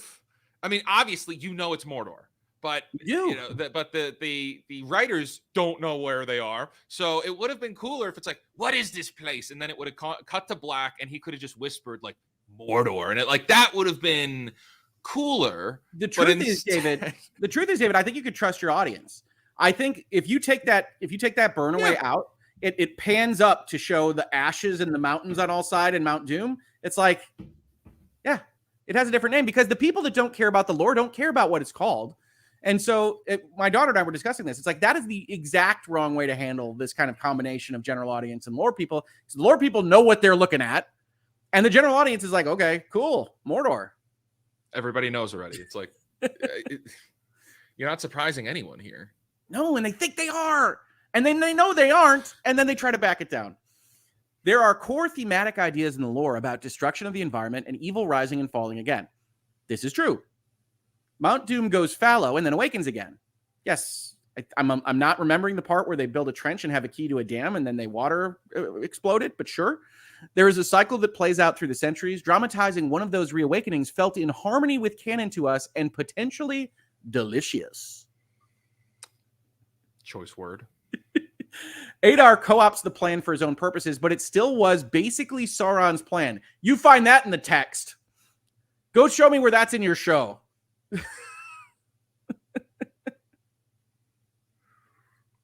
Here's the problem, right? It is tricky to write the master manipulator if you're also trying to hide the manipulation and then have it reflected back on the character for his credit after the fact.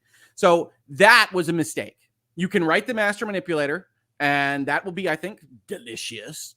Or you cannot write the master manipulator and you can try to hide it. But you try to get both, and you have to be a really skilled writer to pull that off. Or you have to do what I thought they would do, which is the flashback sequence. Oh, it was me all along. And you go, you do the flashbacks. This is how I got on a raft. This is how I manipulated Adar to put that key in that dam. That kind of thing. And they don't do either. And so it's Sauron's plan to do that whole trench thing? Really? It doesn't feel like that. It feels like Sauron has no control over his own forces, and he's going to have to go and wrestle with Adar to take over the orcs at the top of season 2. That's what's going to happen. It does not feel like it was Sauron's motivation to do any of the things that he does, and that's a problem when you're trying to label someone the manipulator. I mean, he's fighting the orcs in 5 minutes ago. If one person designs the car and the other person builds it, whose car is it? There are multiple ways to read that. This is a problem with some showrunners that I've seen. It's like, this isn't on your script. It might have been at one point. It isn't in your script. And so, no, you did not make a piece of art that even reflects this question that you are saying, this is what we ponder as this happens.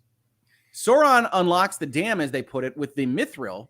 How much manipulation happened behind the scenes? See, this is the New York Times is asking these questions like a fan, right? It's like, we want to believe in Sauron as Emperor Palpatine. You go and you just have this guy yell, "I'm Sauron." He doesn't feel right because it's like, all right, what did he really do? Nothing? I don't think he did anything. They made Sauron an incel. I can't handle it, man. Is nothing safe anymore? It seems like it. They ruined Celebrimbor too. Oh, right. Well, that's a funny part, right? Celebrimbor, Master Smith, the finest smith in the history of Elvendom, is like, alloys, huh? It's like, okay. Generally speaking, in my head, Sauron had always like taught him the dark arts and rituals to go into the power. And it's like, now he's like, have you tried another metal? Another metal could work, my good man. The Celebrimbor? It's so funny. It's so funny because my buddy didn't believe Halbrand was Sauron after I told him in like episode 2. And he wakes up and he's like, "Oh, you're the Celebrimbor?" I'm like, it's like they are doing the most superficial version of, and he flattered the elves for 300 years that you can possibly imagine. That's an honest breakthrough. Celebrimbor has an idea about creating things that are so beautiful they could heal the world. On the other side of the map, Sauron is trying to build a power of the unseen world. It's peanut butter and jelly. Oh God. Sauron is powerful. These are deep thinkers, you can tell. Don't bring peanut butter and jelly into your mess. You leave that out of this. But he is not so powerful that he can engineer everything. We talked a lot about the idea of Steve Jobs over here and Bill Gates over there. And it's not until the two come together with the right technology that this new power can be harnessed. If we just keep saying words, they'll stop asking us hard questions. I feel like at some point they were reading like a biography of the early days of computers, and this is what they came up with as analogous. It's like, well, that doesn't mean anything. What are you talking about? Sauron needs Celebrimbor as much as Celebrimbor needs the right metal, and Sauron's inspiration for it all to come together. Sauron didn't find the mithril. What are we even talking about? Even in your own story, my man. All right, I know you have to go at 9, David. So this makes me upset.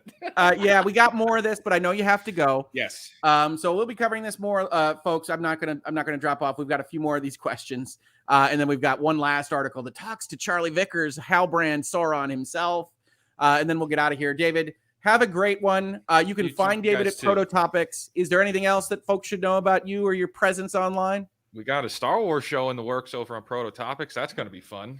Ooh. So that's going to be cool. But until then, thanks, y'all. I'll see you on Lawyers and Dragons. Sauron's an incel, and I am sad. Good day.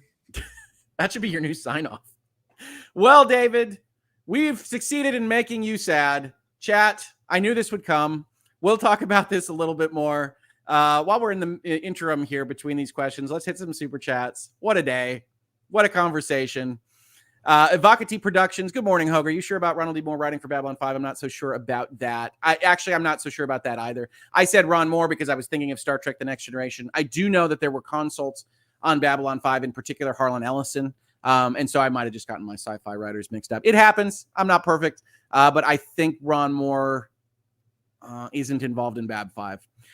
So you could check me. He's everywhere in the 90s. But I think that I was thinking of Star Trek The Next Generation. Vincent Rando, remember, kids, 99% of all statistics are BS. I like that. It makes you think, right? You're like, oh, and then wait. Karate Cat Mom, totally here for Spicy David. Yeah, he was losing it, wasn't he? He was losing it. It's important to him. This is what happens when something's important to you and you see it not treated with the respect you think it deserves. HP writers often seem to forget you can have a villain charismatic enough that people like, who they don't root for, but is also unequivocally horrible. Absolutely. Absolutely. It would have been a blast to watch Sauron operate, knowing that he is Sauron. You have at the end of maybe the second episode where he's introduced, he goes into his cabin on the boat. He reveals himself so that we know what's going on. And then think of the number of fun scenes you could have watching him try to manipulate the situation to his advantage. Instead, you J.J. Abrams it. You tried to hold it as a mystery box.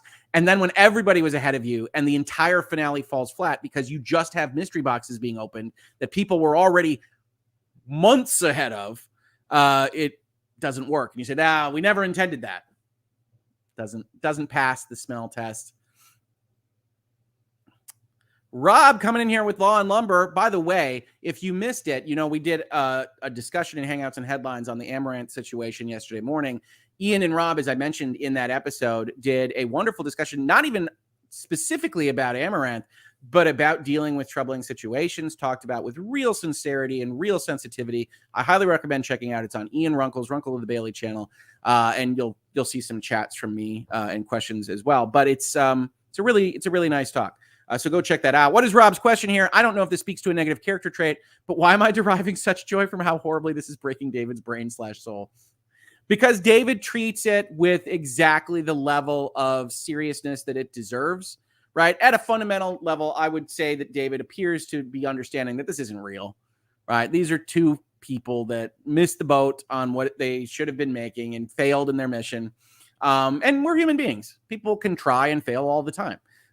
And so you look at what they actually put out there in Rings of Power, and it really all fell apart in the end. And say, yeah, I can laugh about it. I can bring that gallows humor to it. And I think that's what's happening with David. But I had to invite him on for this episode. I had to. Mo B, please address the hat situation. Okay. Could you not find it after telling Mrs. Hoeg Law that you had a hat? Did you commit perjury? How did you know that I told Mrs. Hoeg Law that I have a hat? I do have a hat. This would have been the hat that I wore. I didn't commit perjury. Also, I wasn't under oath, but I didn't commit perjury. I just elected not to put it on, because I have to go out today. And sometimes that crushes my hair. I think we're going a little bit too in depth, this answer. But no, I thought, hey, how many comments could there possibly be on the fact that I'm not wearing a hat? Right. A few. HP, this show often felt more like a poorly written fan fiction than an actual show, which is really sad considering its budget. Yeah, I think one of the things that happens with the finale is you can re-look at everyththing that you've experienced over the 8 episodes and say, well, that really didn't amount to much, and that didn't make me feel anything in terms of characters or emotion or everything, the other things you heard the showrunners already talk about, and that can only happen after you give it its full fair shot. You get to the end and maybe it all comes together and combines in a way. You've had that happen with movies or TV shows that you've watched. And then you get to the end and you say, oh, no, there's no there there. It's an Emperor's New Clothes kind of situation. And it does feel like fan fiction from somebody that only read half of the Cliff Notes because the other half had been torn out before a test they had to take on Tolkien's world, I would say. Let's see here. You're always under oath with Mrs. Hoeg Law?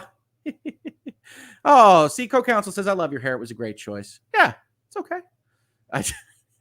Other people commenting on my hair. Is Rings of Power like the Cursed Child? They don't really exist, right? Well, the only difference there is Cursed Child is written by J.K., right? So that has a little bit less of a separation point. In this particular instance, you can absolutely say those are just two guys. Those are two guys that compare things between Sauron and Celebrimbor like Steve Jobs and Bill Gates. And you can listen to all of the things they say and say, these guys might be idiots in terms of writing stories, and not necessarily be wrong.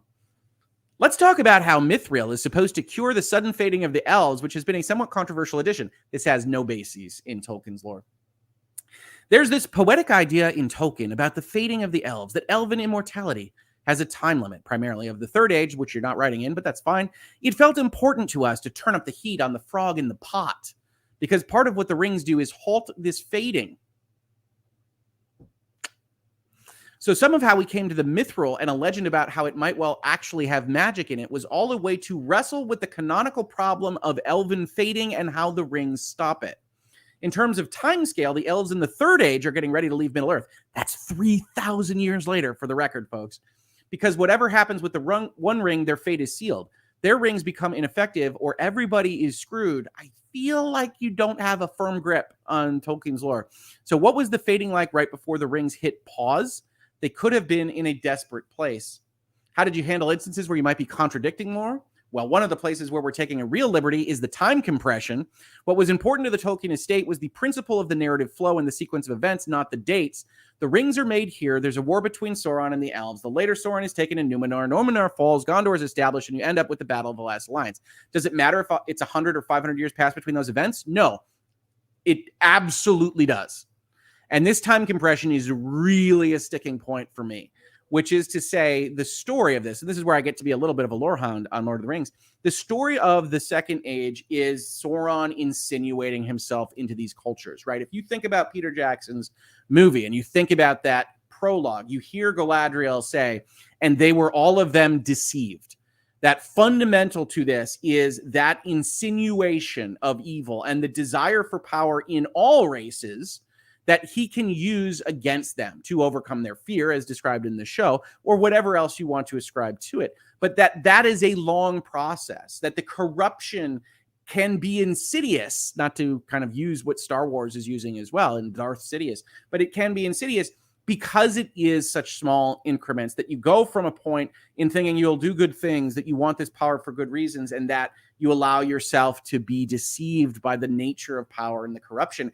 And instead, if you make it one morning, I woke up and said, use Tinuo, Sauron lives, and I out to Mordor, that's the same because you have to use a compressed timescale because you decided to bring in all the characters from the Last Alliance now before the rings are made is a massive misstep. So does it matter? 1,000% yes. And I hope David hears this because that's where I back him up on the lore stuff so much, is that there is a distinction between Sauron showed up one day, he made some rings, he took over, we fought him, we killed him, and this took place over 1,000 years of the corruption of man and the corruption of dwarves and the corruption of elves. Look, I don't know how you make a TV show regarding that with that time frame, and you need new characters every other episode, but certainly House of the Dragon has had time skips, has dealt with new cast members and things of that nature, so I think it can be done. But this notion of everything happens in 5 minutes really takes the import out of these events. The creation of the Rings of Power, probably the most important thing in the history of this world, and it's like one morning he goes and gets a Sanka and says, you should totally make like some rings with this metal. I'm out. That's a different story. The finale reveals that the strangers in Istari or wizard can confirm which one. Some might think Gandalf, given his comment to always follow your nose. Some might think Gandalf for like 1,000 reasons. Nothing to confirm. One of the earliest ideas we had about the precursor to hobbits was that of being of incredible power lands in their backyard. It was less about who and more about how this being disrupts this girl's life. You are a liar, good sir.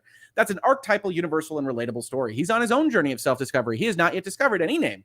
He doesn't know, and neither does Nori, that's going to be part of their story moving forward if and when he does learn his name or name. We're sticking to this mystery box that we already gave away. But hey, maybe we'll surprise you, and even though we have all these Gandalf signifiers, it'll be someone else because, ooh, twist, we have subverted your expectations. Tell me, where is Celeborn? That's Galadriel's husband. For I very much desire to speak with him. You didn't get the quote right, New York Times. Galadriel does not say he's dead. She says, I never saw him again. Hopefully the delight is that more beloved canonical characters will join the party. There's still more folks to erroneously interpret. There are many places Celeborn could be, and many different ways in which he could or could not come back into Galadriel's life. Middle-earth is wide, and elves are immortal. No one can see the article that I'm talking about? This is a fair complaint. Well, I can assure you I scrolled through it. This is a bit better podcast experience. We'll get these on podcast. Thank you, co-counsel. I just get fired up. Those are the answers that they gave. I'm sorry that you couldn't read along with that. And then just finally, we did have an article here about clues fans may have missed from Deadline and the fact that Halbrand is, in fact, the uber villain Sauron. It's probably better than super villain. What does he have to say about all this? How did you find out that your character was Sauron? It took a while, actually. We filmed the first 2 episodes, then went on a 6-month, 5-month hiatus because of COVID, And then with maybe 2 months to go of the hiatus, the showrunner said, we want you to come in. We want to have a meeting with you. And they took me into the set that Galadriel discovers in the first episode. They took me in there and said, this is your world. You're playing Sauron. Now, interestingly enough, since they do say that you're supposed to realize he's Sauron for the entirety of the time, not telling the character that's playing Sauron during the episode where you are introduced to him, and he says things like, looks maybe deceiving, is a choice. What was your reaction like when you found out? Were you kind of, I knew it, and you were feeling it like, whoa, I kind of knew. I definitely had a feeling because my last 2 audition speeches that I did, they had me do at the end. One was Richard III from Henry VI, and the second one was Paradise Lost, and it was literally Satan, 2 very evil characters, so I had an inkling. Then there were a few other clues, but I did film my stuff on the raft in the second episode. I filmed that without knowing fully who I was. Knowing that you were Sauron after you came back from hiatus, how did that inform your performance, and how did you keep your character's true identity a secret throughout? I think it was a process. Once I found out I was Sauron, I had time to do a lot of subconscious work. I pulled through as much material as I could, poured through, probably. I reread the Silmarillion and the parts really relevant to him. I read through Tolkien's letters. I read one of the installments of the History of Middle-earth called Morgoth's Ring. So I basically filled up my mind with as much sound as I could, and I went where they film Mount Doom in National Park. I went for a hike there for 4 days. I think David's right. I like this actor. He seems very dedicated to his craft. I did all that, and then I kind of just let that settle in my subconscious. And to be honest, it didn't really influence my decision-making on set. On the day, I was still very much playing it wholeheartedly Halbrand as I was on the raft. I just guess I hoped that would have embedded and influenced my character in some way. Because the way I like to look at it is that in order to deceive Galadriel, Pharazôn, Miriel, these other people in Numenor, and all these people he meets who are legends of lore, I think he would have to be fully invested in this character, that he is this human character of Halbrand, feeling, experiencing, and living things as a human. That was useful for me because it simplified what I have to do, because it's hard to play 2 things at once, but I would have hoped that the undercurrent was always there. Talk about the emotional scene with Galadriel in the finale in which Halbrand's identity is revealed. It's a scene where I think you finally see his true intentions, to shout at people. It has a lot of stuff in the scene. He talks to her about healing Middle-earth. And that comes back to a lot of what Tolkien said about it in the beginning of the Second Age. He'd been brought low and he lingered in Middle-earth, and his power then very slowly reemerged. So we see him wrapped, basically pitching his vision. I think he wholeheartedly believes that he's doing good. The showrunners don't. He wants to rehabilitate and rid Middle-earth of all the wasteful friction because he's obsessed with order. And I think he genuinely believes that if Galadriel joins him, that it'll help him achieve his goals. I think they have a cosmic connection, but I don't think it's necessarily in his mind a king and queen-like husband and wife kind of situation. I think it's more, I can use you to get what I want and intact my designs, deadline, my designs faster, because ultimately I think he would have ended up ruling by himself whether she joined him or not. And when she says no on the raft, it angers him. The fake mind raft. But it's not the end of the world for him, I don't think. How is it going back and filming the raft scene knowing that you're Sauron? It's a very beautifully written scene. There are obvious similarities, like Halbrand and Sauron are both skilled smith. What are some of the more subtle clues about Halbrand's true identity that you as an actor dropped along the way? It's interesting with Halbrand because you only see him through the lens of other characters. You rarely see him alone. In fact, I think you only see him alone once he's sitting with his pouch. And even then you see him in conflict, which isn't a conflict that makes sense. It's one of the things that I argued about after the episode. And that's interesting because it's interesting to try to judge it as a viewer. I was hoping that this would happen when creating the character, that people would be like, is he genuinely repentant? Is genuinely trying to be a good man and start a new life? Or is he just manipulating his way through it? So when you look at that scene and you think, well, he's conflicted, he's just by himself, he's not showing this to anyone, you could argue that he's, well, perhaps genuinely repentant. Or you could accuse the showrunners of deliberately toying with people to try to keep a mystery box closed that didn't deserve to be closed. I wonder which way I go. But I remember making that scene and thinking, in Middle-earth, there's always someone watching, and the gods are watching, and he fears the gods. So I think for me, as I was performing it, it was about accentuating the subtle differences within that repentance and not being too obvious with either manipulation or overt conflicts. Like, I really want to be a good man. I think I tried to walk the line. And as well as that, the showrunners, the writers put in some really cool little hints, like lines to Galadriel, I'm sorry about your brother, or I think his second line on the raft is looks can be deceiving. I had some friends text me as soon as I said the line, you're Sauron, and I couldn't tell them. Sauron is always calculating. Why did he rescue Galadriel? I think she's survival to him at that moment. I'm not going to go over all this plot stuff, right? This goes on and on and on. But suffice it to say, there is a disconnect between the way people are making television shows right now, and shows of a great deal of budget and importance to their production houses and their bottom lines, like Rings of Power, that I find utterly destructive to good writing, right? From a narrative perspective, trying to hide that identity and keeping it as a mystery box to be opened in the finale is massively underwhelming by the time that you get to that sequence. Then you have the showrunner saying, well, we were never trying to do that, which is just flat out feels like a lie. I can't read people's mind. I can't promise you they are lying. But at bare minimum, they are rationalizing what happened with their show. And so at the end of the day, look, if you like Rings of Power, we did for a long time. We thought the finale didn't hold water. We're probably going to watch it again, probably with my parents, because they haven't watched it yet. We'll see how they react to things. But otherwise, play it straight. Tell a good story. If you get caught up in advance, that's okay. And I've said this from Lost. I've said this from Alias. What other J.J. Abrams? I've said this from Fringe. I've said this from Star Trek Into Darkness, where they try to hide who Khan is. And it doesn't matter to the characters. The story isn't good because you're hiding something that doesn't make sense. And you are compromising your storytelling to try to achieve it. And then when you deny it and you say, well, we were never trying to achieve that, you've lost my respect. All right, let's hit a few other super chats on our way out the door. This has been a slightly casual Tuesday edition of Hangouts and Headlines, but I saw these articles. So many of you sent them to me. It was absolutely hilarious. And I knew if I could get David over, that we would have some fun with him. So let's take a look at some of these super chats. If you have any other comments, we'll probably try to get out of here in the next 5 or 10 minutes to leave you to your wonderful Tuesdays. I think I just grabbed everything there. Let's start with Kern Grisdale. Chuck series finale, yay or nay? Like the How I Met Your Mother season finale, mostly I look at it and say, I wish that were different, but it doesn't ruin the series for me.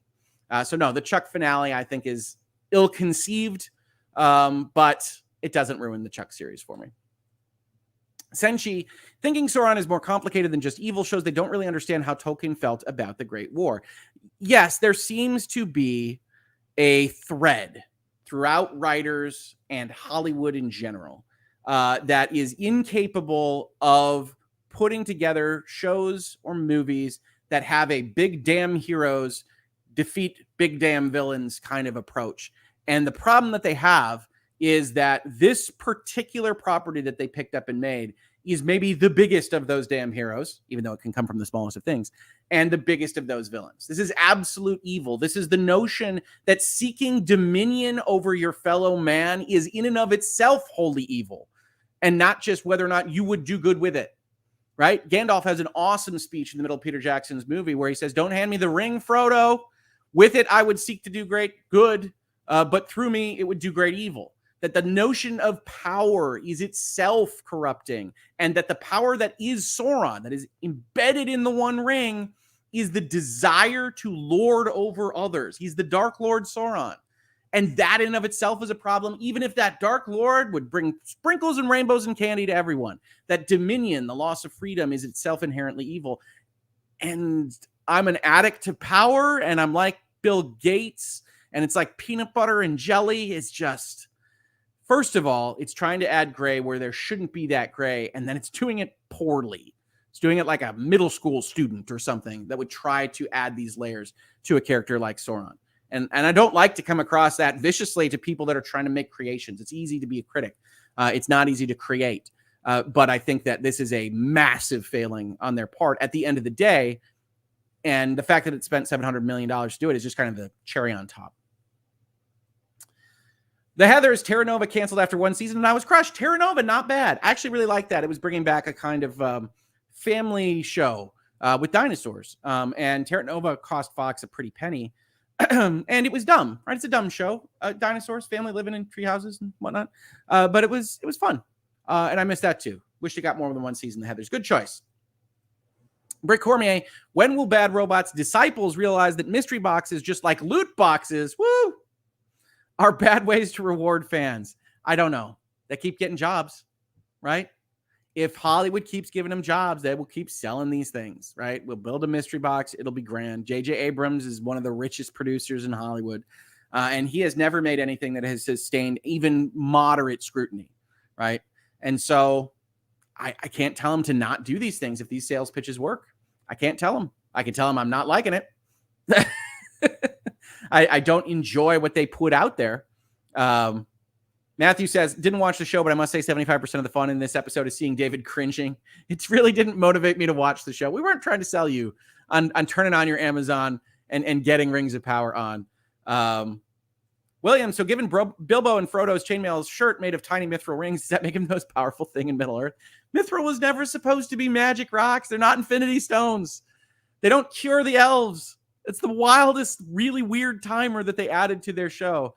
And it's the one area where I think people that really like the lore reject it most wholly. Andy, the game maker, some people suggest that Tolkien was an anarchist. I mean, I think you can read Lord of the Rings as being, I want the natural order back, and that civilization in and of itself is that kind of evil, but I would disagree with that. I think when you're talking about Gondor or even Rivendell or these various places that are changing the landscape, hopefully in concordance or in harmony with nature, that I don't think Tolkien rejects that wholly, right? I think Tolkien understands that he's an English professor and he lives on a certain amount of societal infrastructure as much as he loves trees and nature. And I think that's fantastic. So I wouldn't argue that he's an anarchist, but that he does see power as inherently problematic. And that especially those seeking power are to be looked at askance. And I think that's one of the reasons it resonates with a lot of people, is that I think we can see that in our everyday lives. So that's how I would characterize Tolkien, but I'm a death of the author kind of guy. So if you see something different in those stories, that's fully fine, but you can't just co-opt them to deliver whatever message you want to deliver, which is like, what if Sauron weren't wholly evil? That's an interesting kind of side story. You want to name it something completely different. You call it Sauron. It's clearly a different take on things. You do that with Shakespeare. You do that with all sorts of historical texts all the time. That's great. Go for it. But if you want to have it called The Lord of the Rings, and you want it to be attached to this thing, and you're going to use all this stuff from maybe the greatest set of movies ever made in Peter Jackson's The Lord of the Rings, and you're going to use those lines, and you're going to use those reference points, and you're going to use some of those camera shots, then you got to play it straight. You can't start to go, well, Sauron is actually a sexy guy that feels rejected by Galadriel, and that spins him off into more evil. Okay. That's not in that's not in Tolkien's text. That's not the way I've ever seen The Lord of the Rings, and I think it does damage to what The Lord of the Rings actually is. So thank you, Andy the Game Maker, for that super chat. And then Heather's, who doesn't love dinosaurs, referring back again to Terra Nova. 6,000 years to get to a third generation of elves. They evolved fast, apparently, says Strive. Yeah, there's all sorts of problems with the time compression. The ending of Terra Nova is a complete cliffhanger, and then they canceled it. It's very sad. It is very sad. I know it. Tolkien was a strict Catholic. He ain't no anarchist. Some people do read that. I mean, I've seen that reading. But I see all sorts of readings. That's part of the fun of looking at literature. Some people really want to attach the nuclear power to the One Ring, and I don't think that holds at all. And I think Tolkien actually says that in his letters, that he despises allegory, right? That he wants his characters and his story to be internally consistent more than to deliver real-world messages about one thing or the other. And that's why, God love him, he's one of the best read and most popular authors on earth, is that he doesn't try to just evangelize or otherwise talk specific political points in his book. He makes an internally consistent story that is a reflection of his values, which is he loves nature and he abhors kind of domination from others. And you see that in massive detail in The Lord of the Rings. J.J. Abrams produced Person of Interest, really great series. Yeah, I give that more credit to the Nolans. So yeah, they're not all misses. Person of Interest is fantastic, but the Nolans helped make that possible, and I think the Nolans are much better writers than J.J. Abrams. Fringe dies at the end. I'm sorry. That's my feeling on it. If you loved it all the way through to the end, more power to you. But I did not like it through the end. And I think that's about it. They could have called it Mordor Lost if they really read Milton. You could have called it Mordor. I mean, if you look at the video game landscape, they have a video game that features Celebrimbor and a random going through Mordor and dealing with various things. And it is definitely not canon.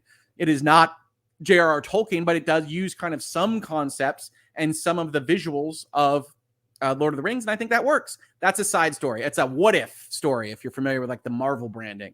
And I think that's okay. You can toy with those as you understand, hey, that's not the real story. This is claiming to be the real story. And I think it fails utterly.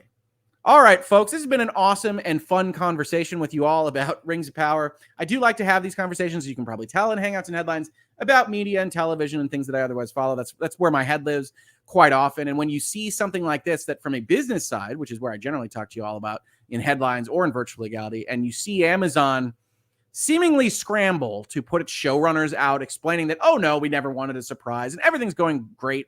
And here's the actor that plays Sauron. It's like, yeah, I did it. And all this stuff makes sense if you really think about it. You can see that they are scrambling to defend their baby here. And so I think that's interesting from a corporate messaging standpoint as well. There won't be a Headlines and Hangouts on Wednesday. It is Weekend Wednesday for Hangouts and Headlines. So I will see you back in this space on Thursday. Who knows what we'll be talking about? I might know. I might have an idea about what Thursday's article will be. But I look forward to seeing you all then. Look out for virtual legalities on the channel between now and then, hopefully, if I can get to them. And otherwise, have a fantastic Tuesday. And, send David Grace your love. Tweet him, give him a heart, give him a hug emoji. He needs it after this show. Until next time, folks, I will see you then.